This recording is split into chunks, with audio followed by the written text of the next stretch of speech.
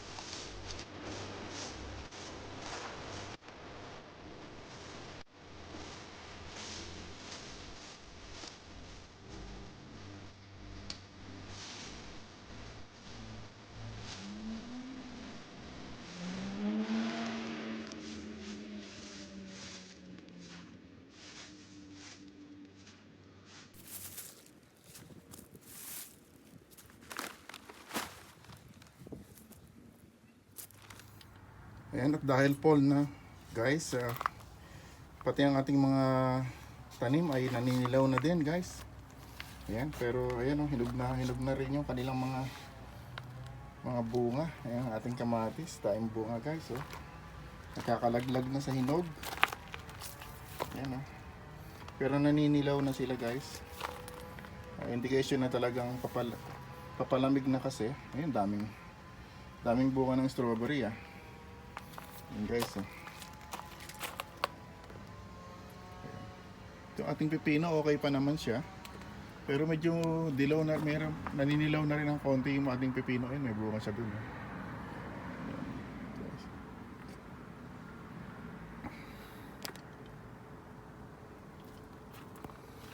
May malaki dito eh. Guys, oh, laki oh.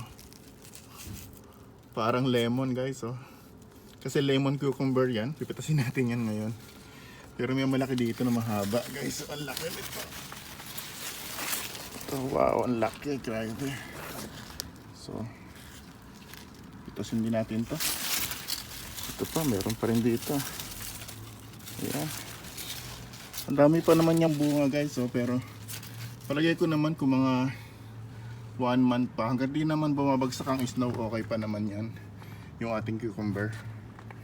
Ayan. Sili natin, ang dami pa rin bunga oh, ang lalaki. Ang laki ng bunga ng sili natin. Kaso pagka nagpumatak talaga ang snow guys, wala, grabe. Yung ating parsley, naku, ang parsley natin guys, so naninilaw din. Kailangan maipasok na ito, yung parsley na to. Kailangan ipasok ko na to sa loob. Ayan. Ang dami bunga ng ating sili oh. Ayan. Itong sili nito, papasok ko rin to guys sa loob ito, yung tatlong ito. Ayan, ayan, madami na namang ano oh, sumusupling ng mga bulaklak oh. Naubos ko na yung ano nito eh. Yung bunga nito naubos ko na, pero ang daming bulaklak. Ayan, may mga sumusubi oh. May mga sumusupling na naman. Ayan. Tingnan nyo guys yung ating kamatis oh. Ayan oh. Talagang totally na nilaw na sila. Totally na nilaw na. Pero lahat naman ng kanyang bunga ay hinog. Ayan oh. Nahinog naman lahat ng kanyang bunga. Kaya haharvestin natin to today. Ayan, ito totally na nilaw na talaga to. Ayan oh.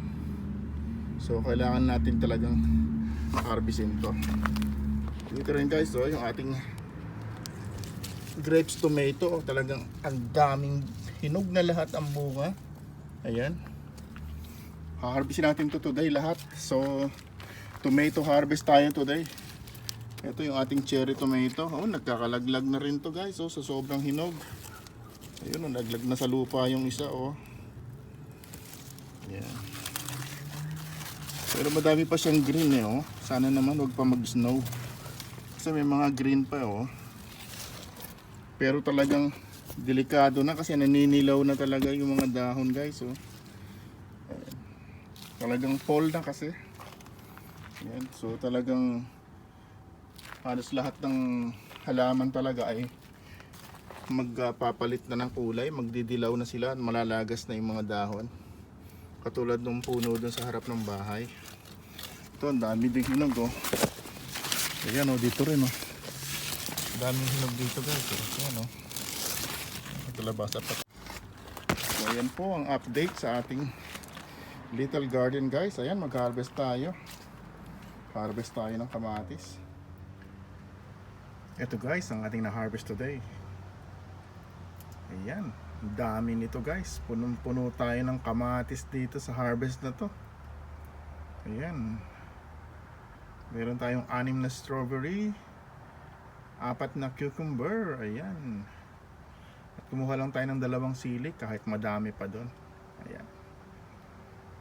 Wow, sagana tayo today sa harvest.